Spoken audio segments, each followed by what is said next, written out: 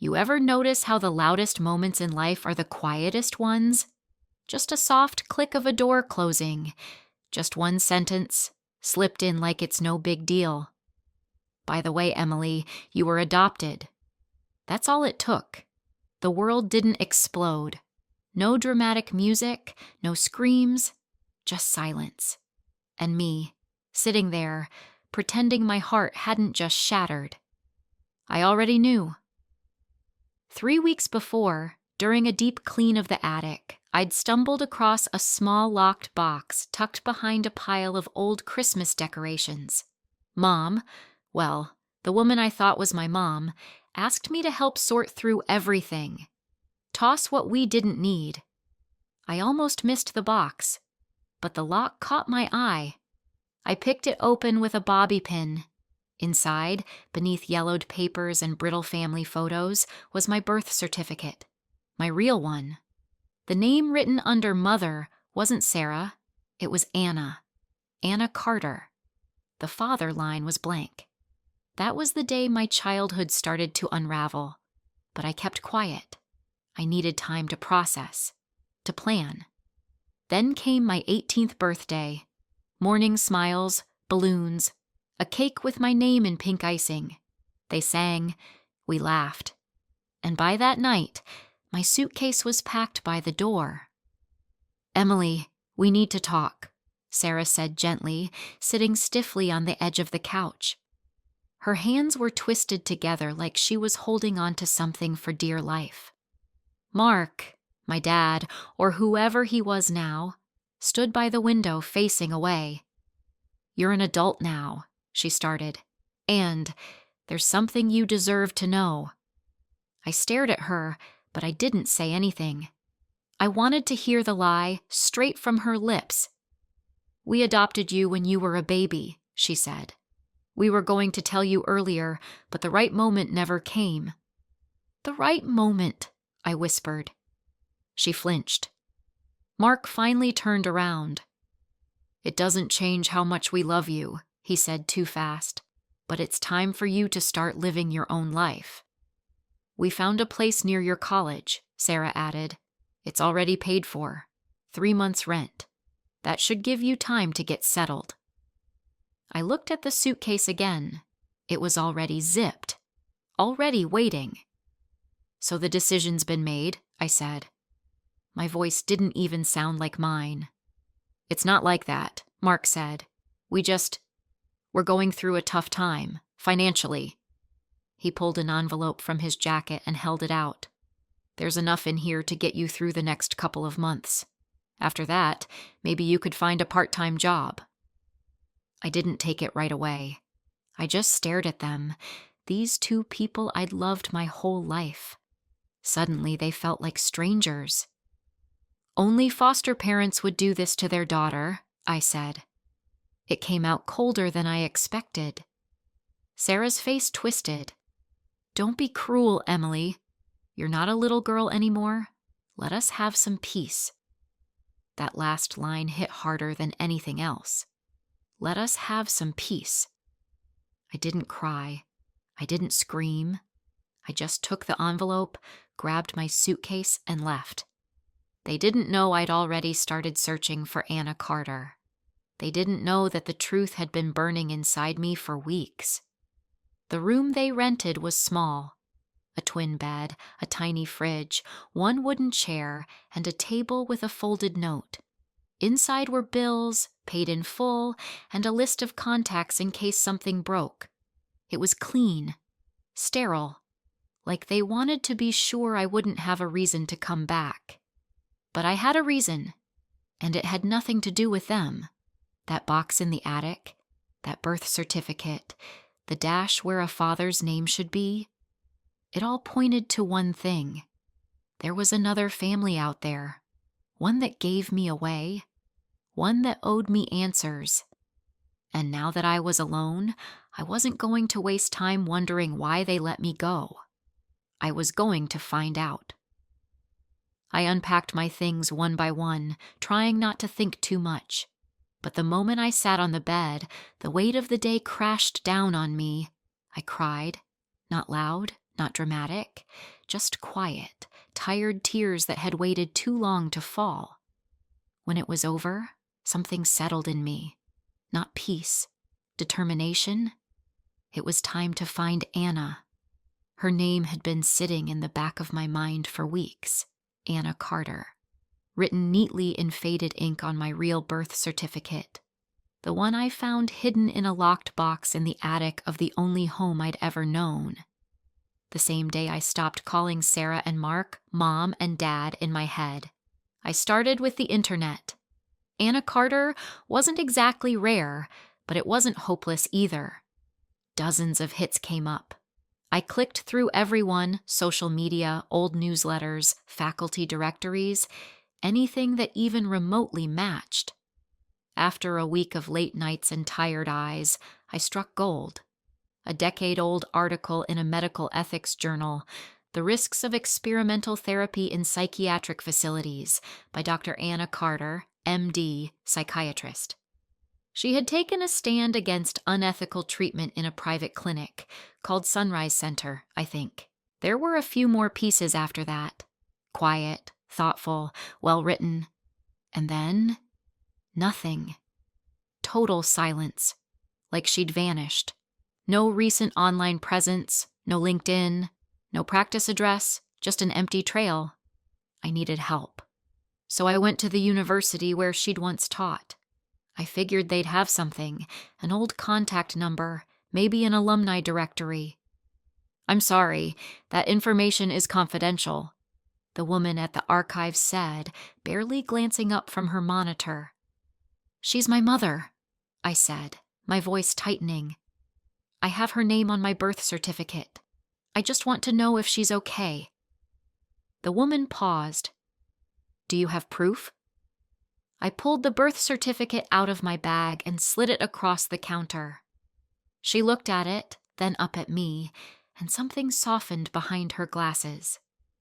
"Wait here," she said, disappearing through a side door. 10 minutes later, she returned with a single sheet of paper. This is the last workplace she registered before she left the academic field. Pine Haven Rehabilitation Center. But this was 19 years ago. "Thank you," I whispered. As I turned to go, she called after me. "Be careful, sweetheart. There were rumors that something happened, that she just disappeared. She was brilliant, but the system didn't treat her kindly." The bus ride to Pine Haven was long and quiet, the trees outside glowing with autumn color. The facility was tucked away in a rural area 2 hours from the city. When I stepped off at the lone bus stop, the wind was sharp and cold, and the silence was unsettling. The rehab center didn't look like a hospital, more like an upscale retreat. Manicured lawns, tall fences, the kind of place people with secrets sent their loved ones. I walked to the front gate and approached the guard. "I'm here to ask about someone who used to work here," I said. "Go to administration," he said, without looking up. "First floor, second door on the right." Inside, a woman in a beige cardigan greeted me. Her hair was pulled back tight, and her smile didn't reach her eyes.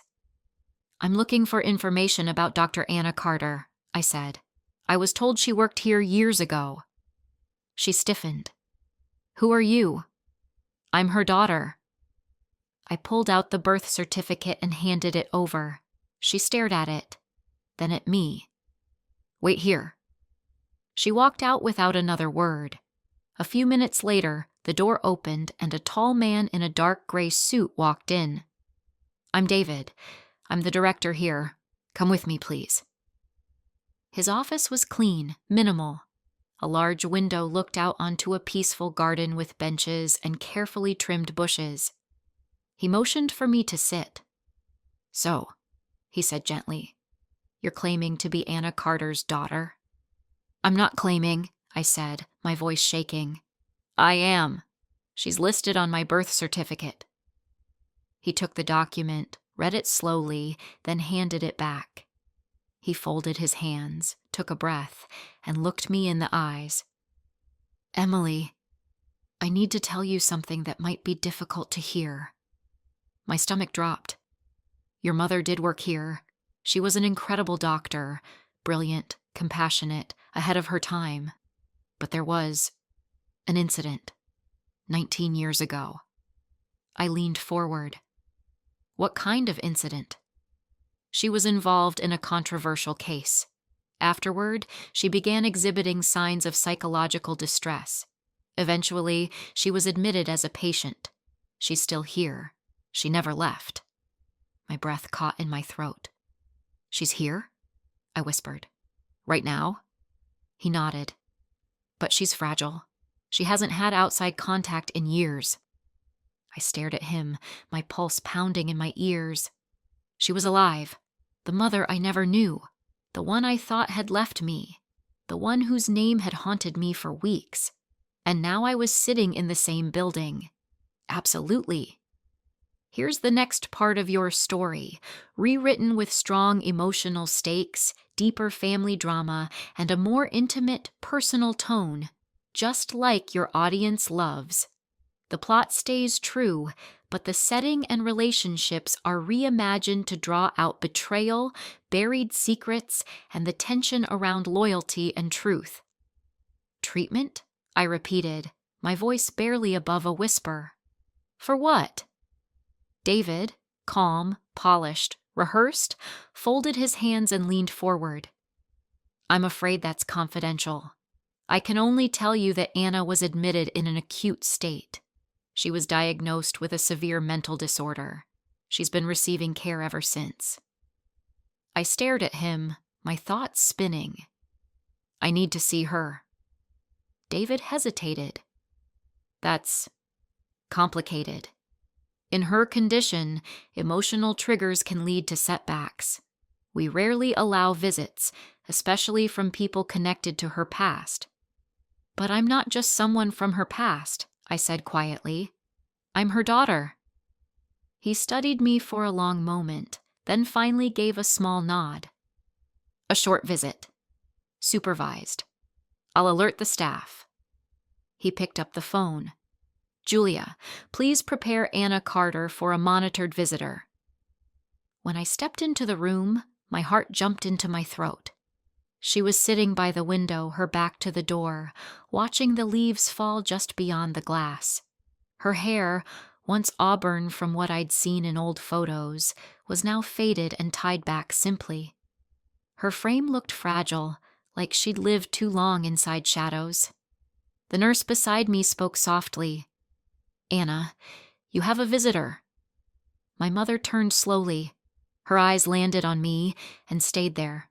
No recognition, no emotion, just a soft tiredness. Hello, I said, unsure if I was speaking to a stranger or the woman who once held me as a baby. Hello, she replied, her voice gentle and distant. Are you a new doctor? No, I said quietly. I'm your daughter, Emily. Her face changed in an instant. A single tear escaped down her cheek. Emily? My little girl? Her voice cracked, like she'd said those words before, but only in dreams. But how? How did you find me? The nurse stepped forward, cautious. Anna, let's try to stay calm.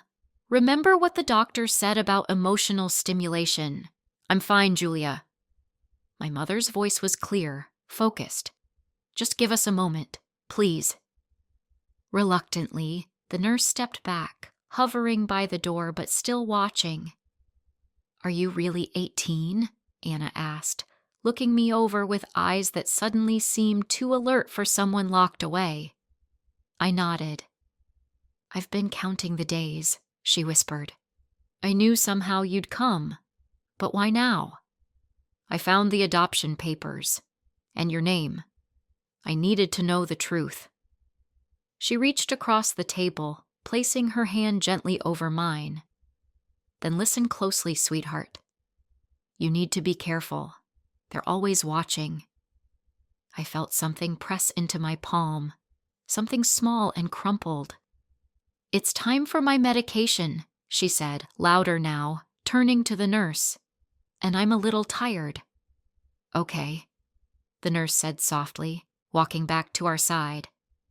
That's all for today, Emily. I stood up, still holding the object she gave me in my hand. I'll come again, I said quietly. I'll be waiting, she replied. And for the first time, I saw it. Behind her worn expression, behind the hospital gown and tired eyes, there was clarity. She wasn't confused. She wasn't gone. She was acting. On the bus ride back to the city, I opened my hand. It was a torn piece of notepad paper. Scrawled in my mother's shaky handwriting were just a few lines. Julia Dawson, nurse, trust her. Everything they've told you is a lie. I was never sick. Find the truth. I folded the note and tucked it deep into my coat pocket, my mind reeling. What had happened 19 years ago? Why had my mother disappeared, only to be locked away in a place like this? And who had decided she didn't deserve to raise her own daughter? I didn't sleep that night. My thoughts kept going back to that look in her eyes, how lucid she had seemed once the nurse was distracted. What if she wasn't sick? What if someone had put her here? On purpose? And for what? Money? Family inheritance? Or just to erase her? 3 days later, I returned to Pine Haven, but not to visit my mother. This time, I waited near the staff parking lot as the sun dipped behind the trees, casting long shadows over the quiet grounds. The staff were finishing their shifts, heading toward their cars. And then I saw her, the same nurse from before, walking briskly toward the gate. "Excuse me," I said, stepping forward. She turned sharply. "Yes? You're Julia, right? You were with my mom during the visit." Her eyes narrowed slightly. "You're Anna's daughter." "Yes. Emily, I need to talk to you." She glanced over her shoulder, tense. "Not here," she said, voice low. "They monitor everything." She pulled her phone from her pocket, typing something quickly. Then she looked back at me. "Meet me tomorrow evening. Lilac Cafe, Garden Street, 7 o'clock. She didn't wait for a response, just turned and walked off into the parking lot. I stood there a moment longer, heart racing, because deep down, I already knew. This wasn't just about a missing mother. This was a cover-up, and someone in my family had lied to me my entire life. He used experimental drugs on people, without trials, without consent, Julia whispered, her voice trembling as we sat in the dim corner of the Lilac Cafe. He faked reports, tampered with charts. Some patients never recovered. They were left empty. I sat frozen, barely able to blink. "And when your mother, Anna, tried to blow the whistle," she continued, "they got ahead of her. The people funding the clinic were too powerful. They pulled strings in law enforcement, planted fake medical records, and got her committed, officially diagnosed with paranoid schizophrenia." I swallowed hard. She was telling the truth the whole time? Julia nodded solemnly. "And she was pregnant when they locked her away. With you." The world tilted. My hands trembled in my lap. "They waited until after you were born. Then they handed you over to Daniel. He worked for the foundation. That whole adoption, it wasn't out of love. His job was to raise you in a way that you'd never ask questions, that you'd never find her." I felt like I couldn't breathe. 19 years. 19 years thinking Daniel was my father. 19 years thinking my mother abandoned me. Julia reached into her bag and slid a worn wooden jewelry box across the table. "She wanted you to have this." Inside were documents, dozens of them. Scans, memos, legal forms, even handwritten statements from former patients. At the bottom, wrapped in tissue, was a flash drive. "There's more on here," she said.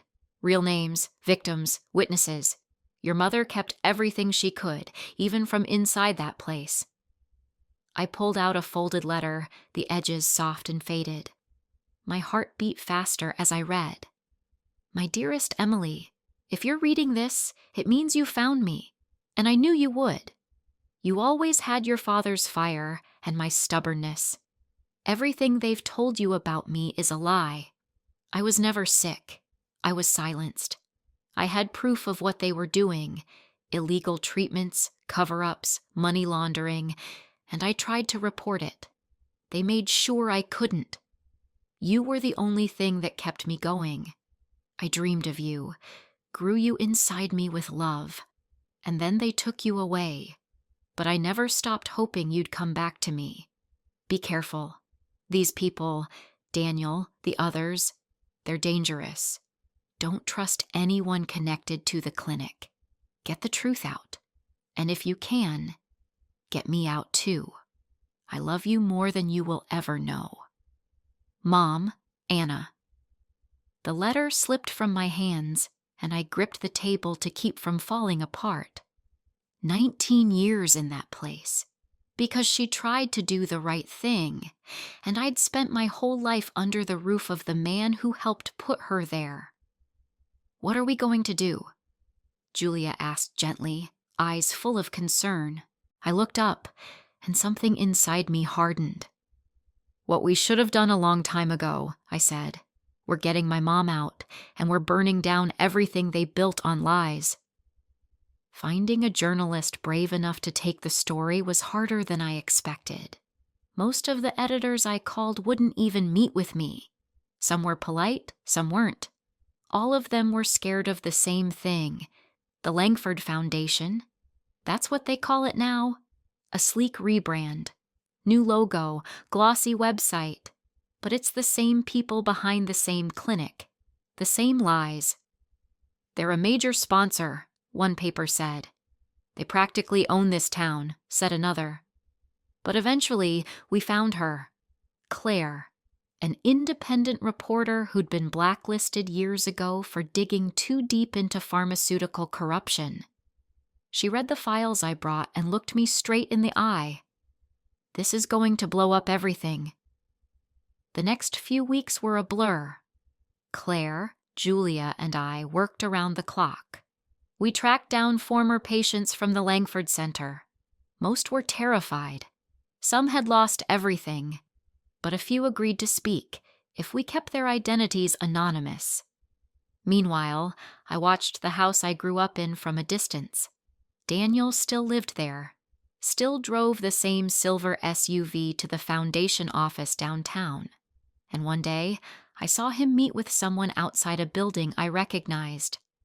David, the director of the clinic where my mother was still locked up. They were arguing, heated. David looked pale, nervous.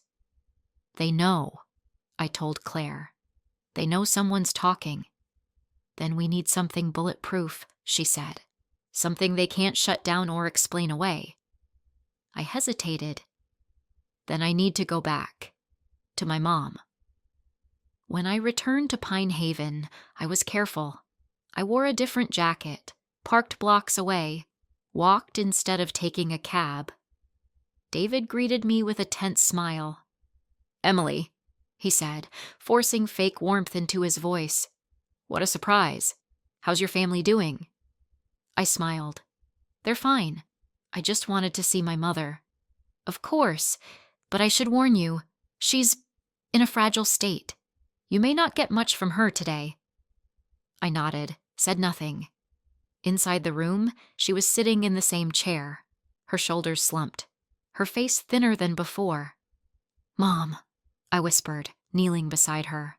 "It's me, Emily." She looked up slowly. "Emily, my girl." There was another nurse this time, not Julia, one I didn't recognize. She stood near the door watching. "I got your letter," I said softly. "All of it. We're working on it. You're getting out of here. I promise." A small smile flickered on her lips. "Good. Good girl." Her hand slipped into mine, frail, but still strong in that quiet way only a mother's hand can be. "I just need one more thing," I whispered. Something that only you know. Something they can't spin. She nodded slowly. In the basement. Records room. Cabinet 4B, behind the false wall panel. I squeezed her hand gently, feeling the weight of it all settle deep in my bones. We were going to finish what she started, even if it meant tearing down the family I thought I knew. I'm so tired, Emily. My mother's voice was just a whisper, barely rising above the hum of the fluorescent lights in her stark white room.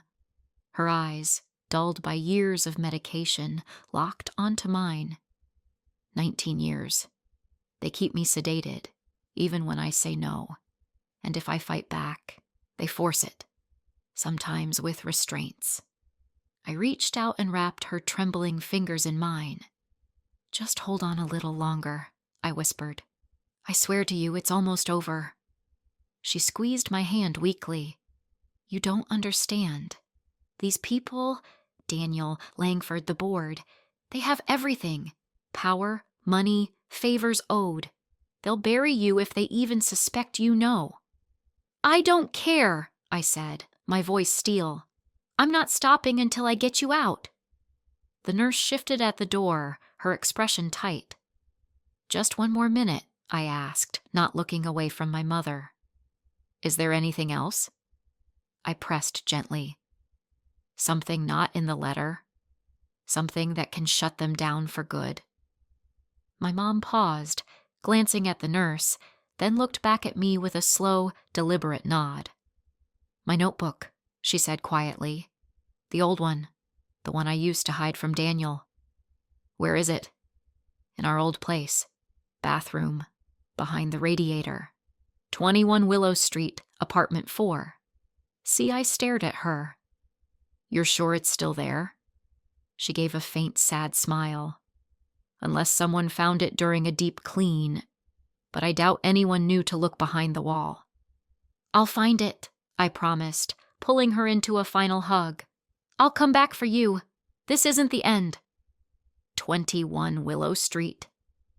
Claire raised an eyebrow as we sat at the little round table in my apartment, papers and flash drives scattered around us. It's that building downtown, she said. The one mid-renovation. I nodded. Exactly. That means it's probably empty right now.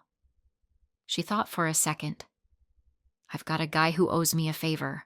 Does inspections for the construction company doing the work there. I'll call him. The next evening, we were inside. Apartment 4C felt like a ghost. Peeling paint, stripped floors, the air stale with dust and memories. My shoes stuck slightly to the floor as we crept toward the bathroom. This is it, I said, kneeling by the old radiator.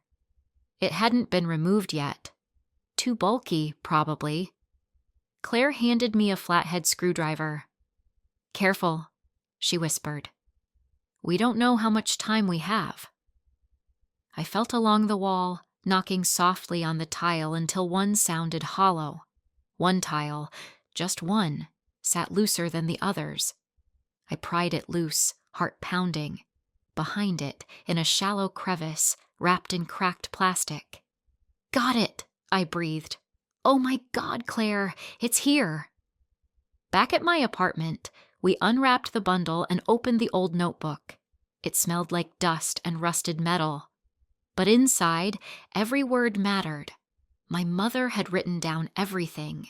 Patient names, doctor schedules, dosage charts, diagrams of trial protocols that were never approved, and tucked between the pages, grainy Polaroids, faces of people she'd tried to protect. A microcassette was taped to the back cover. Claire flipped page after page, eyes wide. This is explosive, she said. This isn't just testimony, it's evidence, physical evidence. And look, she didn't just record data. She stopped on a page, ran her finger under a name written in sharp black ink. A K. My stomach dropped. That's him, isn't it? Claire nodded slowly.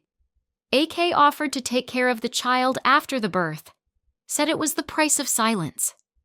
That's you. He's talking about you." "And my mom recorded it all," I whispered. "He raised me to believe he loved me, to believe my mom was insane, that she abandoned me." Claire closed the notebook softly. "He didn't raise you. He handled you, like you were part of some strategy." I turned away, breathing through the nausea rising in my throat. My whole childhood was a lie. "Is it enough?" I asked when I could speak again. Claire's voice was steady. "More than enough. This, paired with the other victims' stories, we can publish. But we have to move fast, because once this comes out, they'll come after us. Yes, but we'll hit them first." We stayed up all night digitizing everything. Claire wrote like a woman possessed, crafting the article with the weight of a mother's stolen life behind every word. I stared at the screen, reading my mother's handwriting again and again. They thought they buried her. They thought I'd never find her. They were wrong. "Once the story goes public, they'll try to bury it all," she warned, glancing at the papers spread across the table. "But if we don't act fast, they'll silence everything, including your mother." "I want her safe before we publish," I replied firmly, my heart racing. "We have to get her out of there before this explodes." Claire hesitated. "It's risky, Emily. If they even suspect, they could just—" "I'm not leaving her there," I interrupted, my voice cold with determination. "We'll find a way." Natalie had become our most valuable ally. A nurse at the mental facility where my mother was being held, she knew every corridor, every security gap. Natalie had seen enough. She was ready to take action. "This Saturday is the perfect time," she told us during another meeting, the tension in her voice barely hidden. "Half the staff is away at a conference. There's almost no security on the night shift. I can sneak your mom out through the back entrance." I looked at her, searching for any sign of hesitation. "Aren't you afraid of the consequences? You could get into serious trouble if this goes wrong." She let out a bitter laugh. "I've been working there for 15 years, Emily. I've seen enough to know that your mom's not the only one being locked away illegally. I've kept quiet for far too long. It's time to do something about it." We all knew the risk, but it felt like the only choice left. Claire would be waiting in a car nearby to whisk us away once we made it out. Natalie would guide my mom out through the service door during the staff shift change. I'd keep watch from a distance, just in case things went sideways. Then, the day before the planned escape, I ran into Sarah at the grocery store. She looked different. Thin, anxious, almost like someone who had just come back from a battle she couldn't win. The moment she saw me, she froze, her face drained of color. "Emily," she said softly, the words feeling foreign coming from her. "How are you? How's everything?" "Fine," I answered, barely containing my anger. "I found my real mother." Her face twisted in confusion. "What do you mean by that?" I couldn't hold it in anymore. "You know exactly what I mean. My real mother, the one you and your husband kept locked up for almost 20 years, and you were part of it." Her expression shifted from surprise to fear.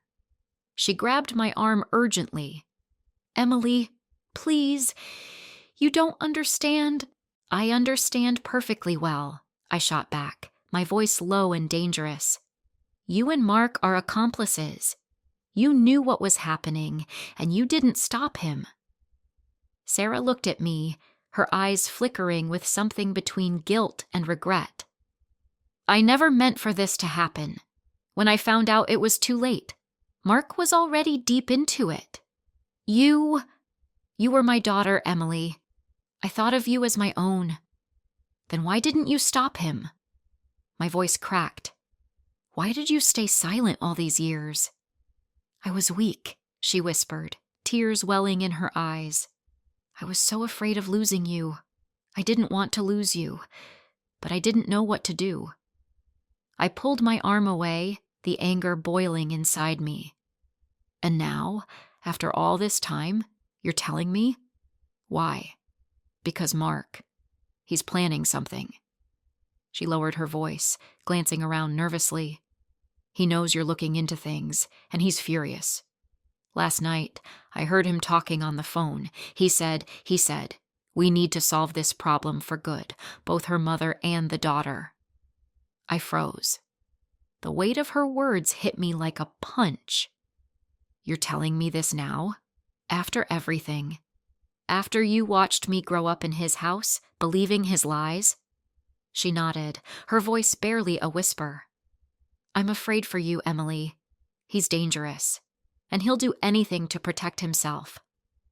I shook my head, trying to process everything. So, all these years, you knew? And you didn't tell me? I didn't know the full truth until 10 years ago, Sarah said, her voice shaking. I overheard Mark talking to someone named Grannon. They were discussing your mother, and I realized what had happened. But by then, I already loved you like a daughter. I couldn't just throw you away. I felt like the ground beneath me was shifting. My whole life, my entire childhood, had been a lie. And now, the man I had called father had been conspiring against me, against my mother. Why didn't you tell me then? I whispered, barely able to breathe. I was scared, she said, tears spilling down her cheeks. He made sure you didn't look for her. The day you turned 18, he kicked you out of the house. It was all part of his plan to keep you from finding out the truth. Everything, I muttered under my breath. Everything he ever did was part of the plan. I took a deep breath, trying to calm the rage building in me. But I won't let him get away with this. I'm not backing down. Sarah stepped closer, her hands trembling. Be careful, Emily. You're going up against more than just Mark. You're going up against people with connections, power. They'll do anything to protect themselves. I'm not afraid of them, I said, meeting her eyes. This ends now. I won't let them take my mother again. A chill ran down my spine as Sarah's voice trembled over the phone. Thank you for the warning, I said quietly. Don't say anything else to Mark. And please, be careful. That was all we needed to hear. We had planned to wait until Saturday to move carefully, but that warning changed everything. We couldn't afford to wait another day. Natalie called me as the sun was starting to set. Her voice was tight, urgent. Something's going on, she whispered. Mark brought in extra security. They're searching every room. I overheard him talking about moving patients to another clinic. Your mom's name was on the list. I felt my heart drop into my stomach. They're trying to cover their tracks. Get rid of the witnesses. I looked over at Claire, who was already grabbing her keys. We have to go, tonight. We drove straight to the clinic, Berezka, a place that never felt more like a prison than it did in that moment. On the way, I called Natalie back. Can you get her out? I asked. I can try, she said. I'm doing rounds at 11. If I can, I'll be at the back, service exit, by 11:30, but I can't promise anything. We got there early. Claire parked the car behind a line of tall trees, where we had a view of the service door, but no one could see us. She turned to me. You okay? I let out a shaky breath. Number. But I have to do this anyway. Time stopped moving. Every minute felt like 10. At 11:25, I slipped out of the car and crept closer to the gate, hiding in the shadows. I could barely feel my hands. 11:30, nothing. 11:35, still dark. 11:40. My chest started to tighten. I couldn't breathe. Something was wrong. Then, at 11:43, the door creaked open. Natalie stepped out first, scanning the shadows, and then, my mom. She looked so small, so tired. But she wasn't wearing a hospital gown. Natalie had dressed her in real clothes. My breath caught in my throat. "Mom!" I rushed to them. "Emily!" She turned toward my voice and smiled. Weak, but real. "You found me, my silly girl," she whispered. "You really found me. Come on, we have to move," Natalie said, checking over her shoulder. "They'll notice she's gone any minute." We helped her into the car and didn't look back. Not once. Not until we were far, far away. Only then did I let myself exhale. "We did it," I whispered, looking at my mom sitting beside me. She reached out and touched my hand. "You saved me." "Don't celebrate just yet," Natalie said from the back seat. "They'll come after her, and they'll know who helped." Claire kept her eyes on the road. "That's why we're publishing the investigation tomorrow morning. Everywhere. Once the media gets it, they won't be able to shut it down." We brought Mom to a small house in the countryside, belonged to Claire's aunt, who hadn't lived there in years. "You'll be safe here," Claire said as she led us inside. "No one knows this place. You've got food, medicine, and the phone only dials out for emergencies. I'll go back to town and get everything ready for the release." And then it was just us. Me, Mom, Natalie. The silence in the house felt heavy, but peaceful too. Mom sank into the couch slowly, like her body still didn't quite believe it was allowed to rest. "I can't believe I'm free," she said softly. She looked around, eyes wide. 19 years. They stole 19 years from me. "We'll make them pay for every second," I said, squeezing her hand. Natalie gently pulled out the medicine bag. "You need to come off the drugs they've been giving you, but slowly. If we stop too fast, the withdrawal could be dangerous." Mom nodded, tears shining in her eyes. "I know. I remember. I am still a doctor, even if I haven't practiced in 20 years. I sat beside her, brushing her hair back like she used to do for me when I was little. "You're safe now, Mom," I whispered. "We've got you, and we're not stopping until the whole world knows what they did." We sat up late into the night, just the two of us. It was the first real conversation I'd had with my mom in, well, my whole life. She kept looking at me like she was trying to memorize my face, like she was afraid she'd wake up and I'd be gone. "I missed your childhood," she whispered. Her voice cracked. "I missed everything. Your first steps, your first heartbreak. I'm so sorry I wasn't there." I wanted to cry, but I didn't. Not yet. "We found each other now, Mom," I said softly. "That's what matters. We've still got time." But we didn't know how much time we had, especially after everything that happened with the estate, the clinic, the cover-up. The next morning, Claire's call woke us up.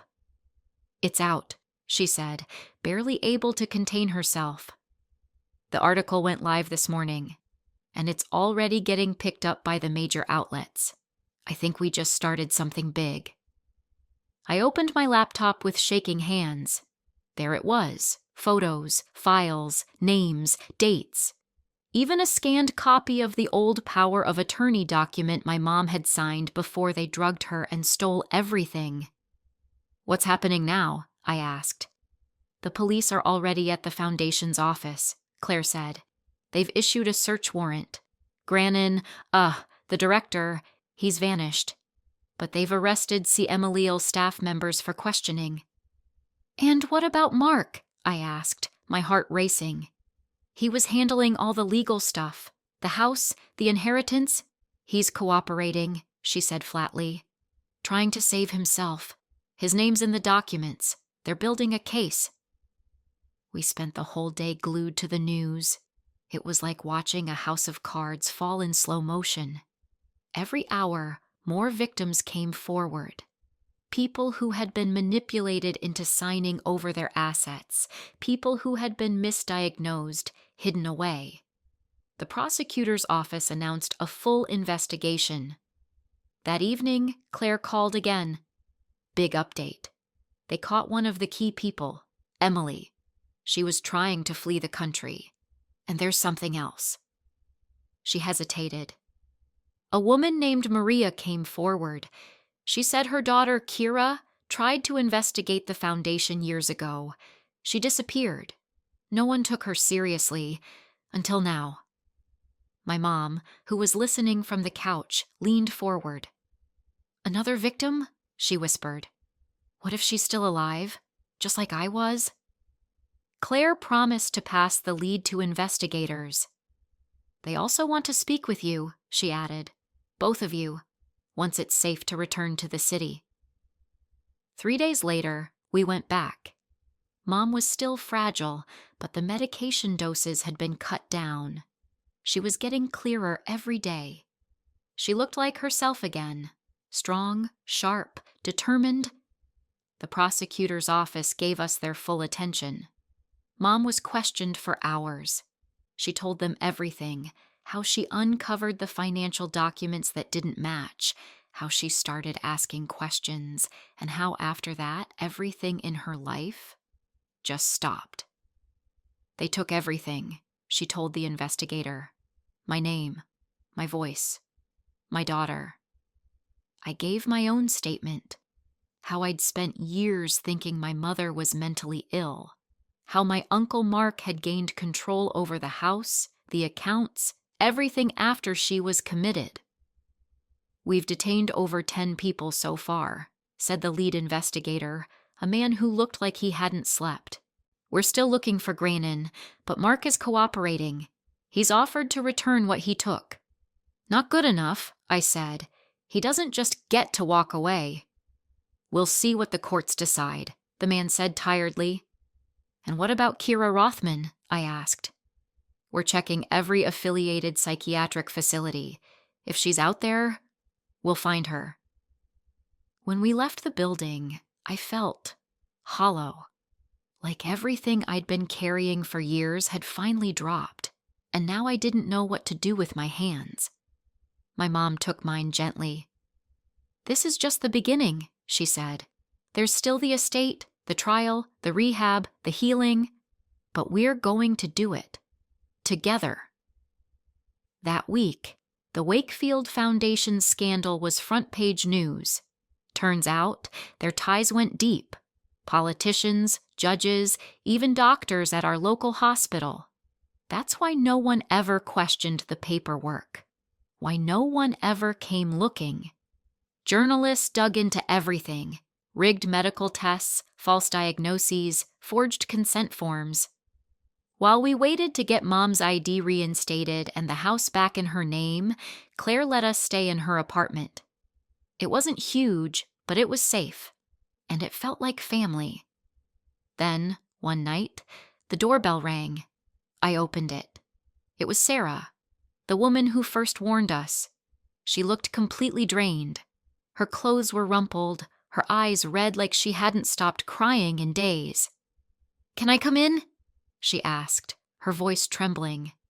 And I knew, before she even said another word, that the story wasn't over yet.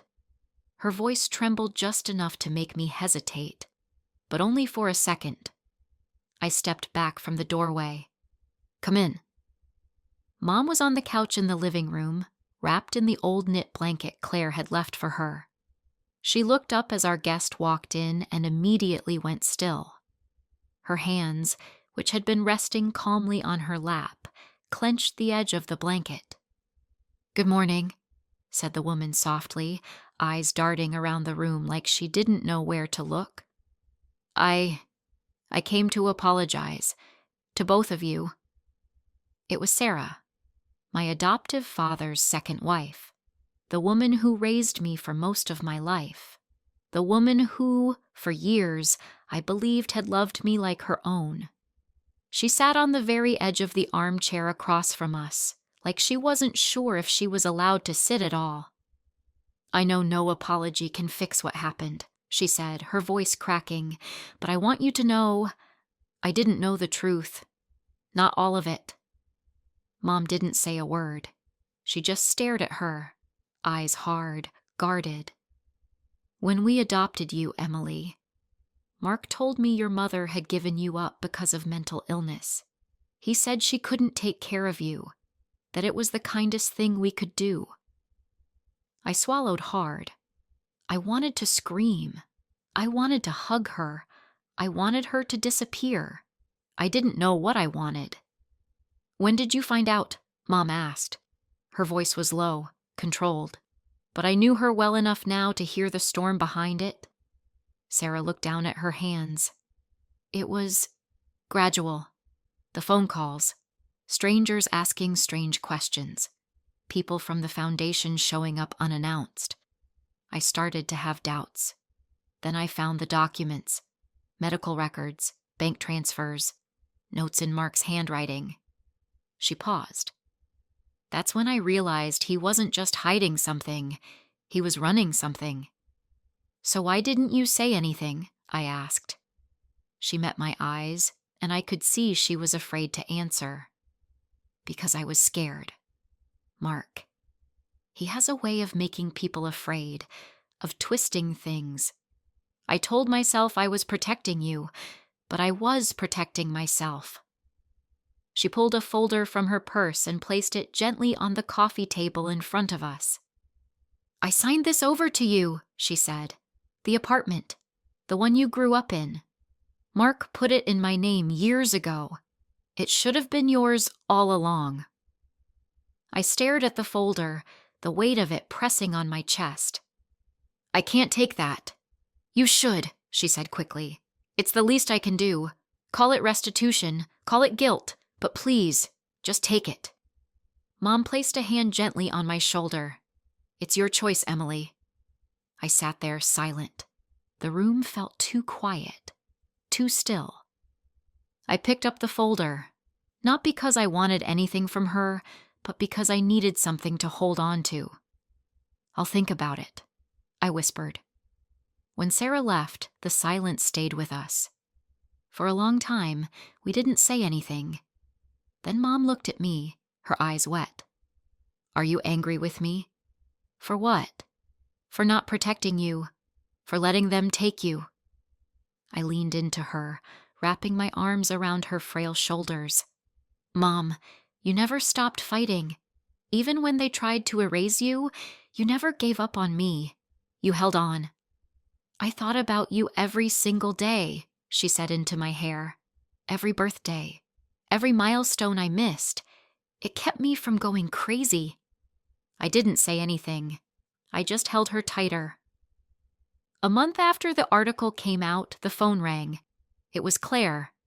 They found her. Kira? I asked. Yes, she's alive. She'd been held in a psychiatric clinic under a false name. Same story as my mom. Misdiagnosed, drugged, silenced. All because she tried to expose the truth. We visited her a week later at a rehab center just outside the city. She was thin, pale. Her hair had started graying at the temples even though she was barely in her 40s. I didn't think I'd ever get out, Kira said, her voice shaking. 5 years. They kept me locked up, medicated, told me I was crazy. Mom reached out and gently took her hand. I know what they did. I lived it too. Kira's eyes filled with tears. She looked at me. If it weren't for you, no one would have believed it. No one would have connected the dots. I didn't do it alone, I said. But deep down, I knew. I'd spent so long searching for answers about my past, about my mom, about who I really was. And now, the truth had finally come to light. I had every reason to dig into it, I said quietly, my voice barely holding steady. I glanced at Mom, who gave me a soft nod, the kind of look that says, I believe you. I always have. What started with one awful truth led to more than we could have imagined. Turns out, Kira wasn't the only one. As the investigation picked up speed, more and more stories surfaced.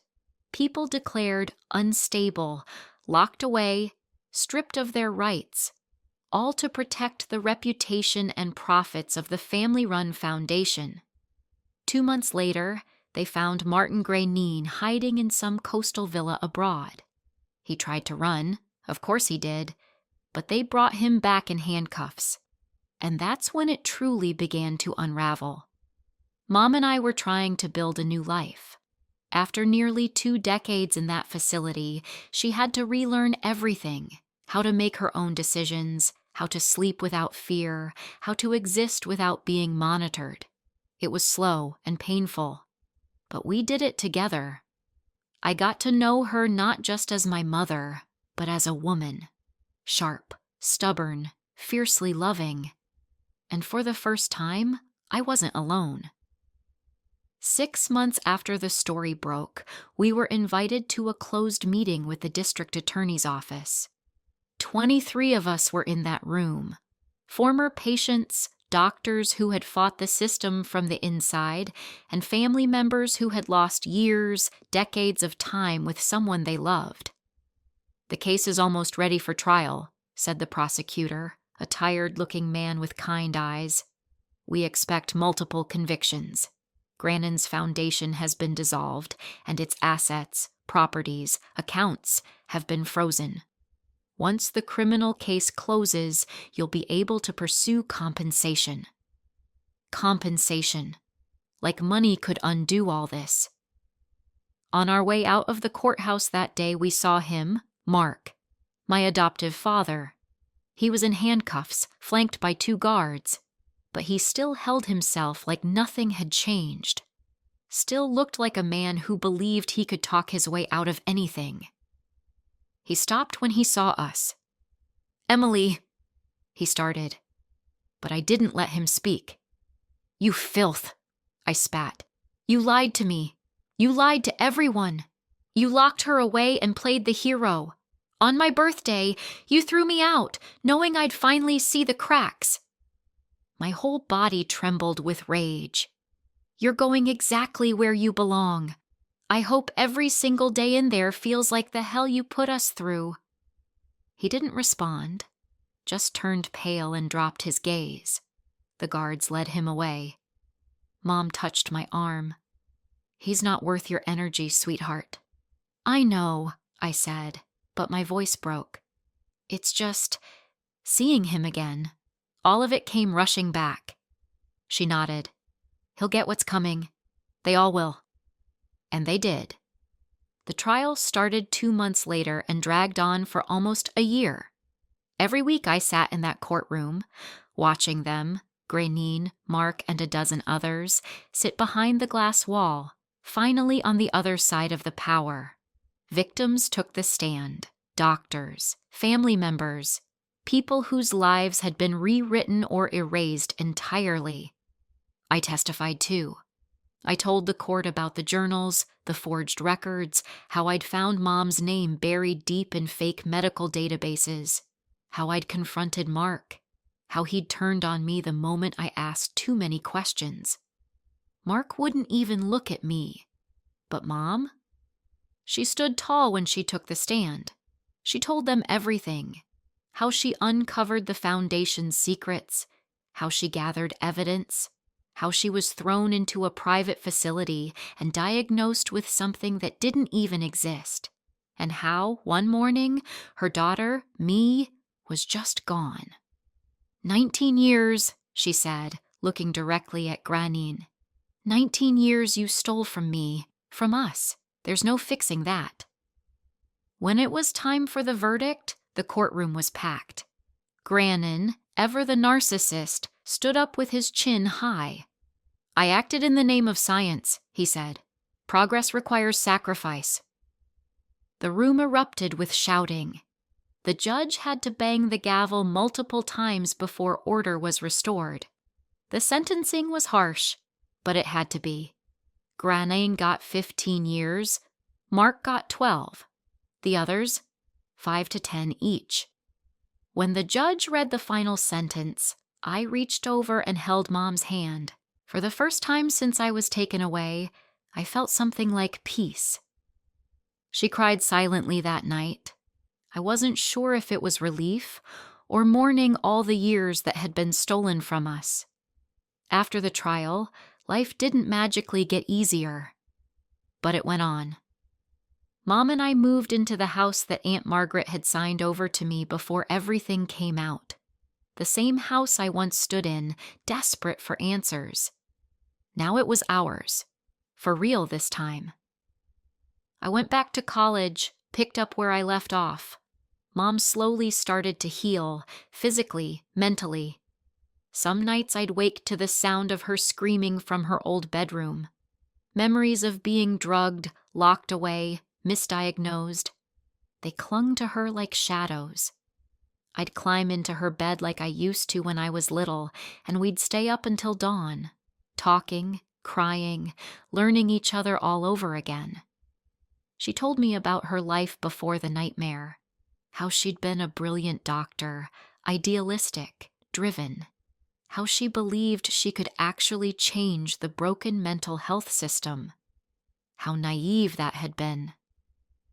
"One thing I don't regret," she whispered one morning, her eyes fixed on the sunrise through the kitchen window, "is becoming a doctor. Even after all that, the only mistake was thinking I could fight them alone." I reached across the table and squeezed her hand. "You're not alone anymore." It was true. People started reaching out to us. Families who'd lost loved ones to the same kind of scam. Children whose parents were declared unstable and taken away. Elderly people whose bank accounts were emptied while they were kept in locked facilities. Kira, one of the other victims from the trial, came by one day with a wild idea. "We should start something," she said. "An organization. Something that makes sure no one goes through what we did. Ever again."